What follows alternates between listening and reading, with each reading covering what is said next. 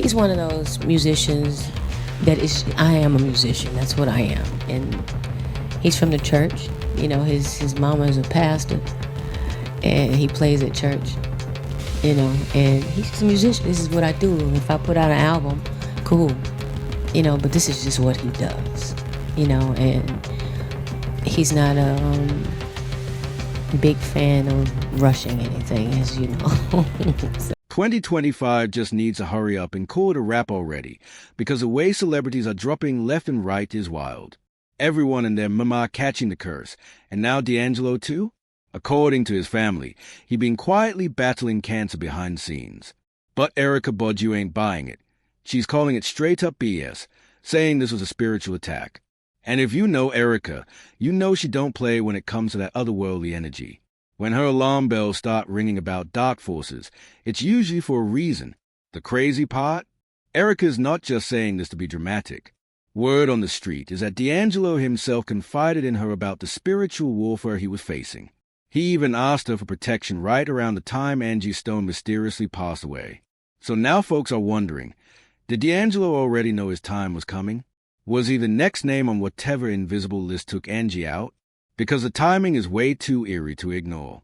D'Angelo's family stayed real quiet about his pancreatic cancer for a while, but when he finally passed, they dropped a statement that broke everyone's heart. It read, "The shining star of our family has dimmed his light for us in this life." They said he fought courageously but was finally called home on October 14th, 2025. They thanked fans for the love, asked for privacy, and reminded everyone of the legacy he left behind, music that touched souls all over the world. It was emotional, no doubt, but social media wasn't letting that statement slide. Nope. The moment the post went up, fans flooded the comments calling it a cover-up. They said the whole cancer story felt off, especially since D'Angelo died just 4 months after his ex, Angie Stone. And if you've been keeping tabs, you already know Angie's death had suspicious written all over it. She was in that strange car accident right after blasting some label XX online, accusing them of stealing millions and using voodoo to keep her quiet. Angie wasn't holding back either. She said she was ready to take them to court and drag every last one of them for what they did. From what people saw, she actually had receipts. Real, solid proof of who was behind her missing money and career sabotage. But before she could follow through, she ended up dead. How much money they have taken from me. How much they have stolen from me. Monies that I'm supposed to be. I should have been able to retire 20 years ago with the money I've made, supposedly. But there are key people that have been driving the ships. And what they've been doing is improperly representing me, improperly stealing from me, taking things in their own hand, changing and switching lanes because they knew I didn't know that. Just days after she spoke out. So now the internet's asking the question nobody wants to touch. Did Angie and D'Angelo fall victim to the same dark circle? Because this timing ain't looking like coincidence. What makes this whole thing even scarier is that Angie knew something dark was after her. She straight up said it, that the attacks on her life and her family felt spiritual. And she didn't just say it in passing either. She made it clear she was being targeted.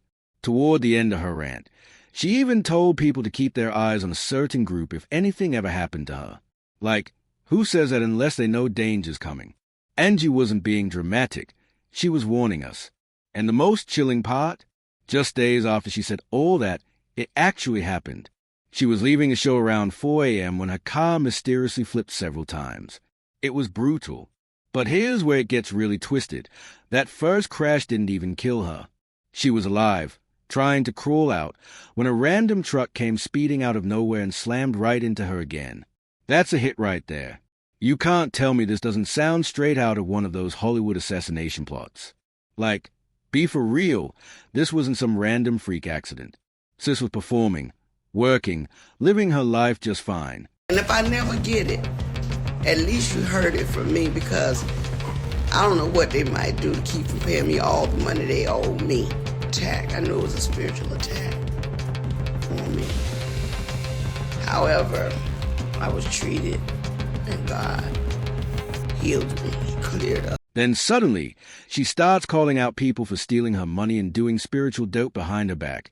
And boom, she's gone. The pattern's too obvious to ignore. These industry demons don't wait around when someone starts speaking truth.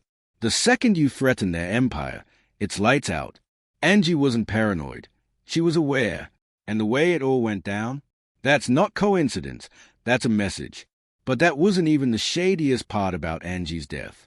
Out of the 8 people riding in that car, she was the only one who didn't make it. The math ain't mathing. Fans have been side-eyeing that detail since day one, convinced it wasn't just an accident but a full-on setup. Because let's be real, Angie called it before it even happened. She knew someone was coming for her. And when a person predicts their own death, you better believe something bigger is at play. Now, circling back to D'Angelo and Erykah, rumor has it that before Angie passed, she actually went to D'Angelo to spill the names of the people she believed were plotting against her.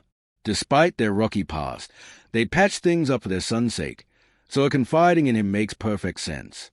Whatever she told him must have been chilling because word on the street is that right after her death, D'Angelo went straight to Erykah for spiritual protection. But apparently, whatever energy Erykah was channeling wasn't strong enough to save him. Sources say Erykah didn't take his death well at all.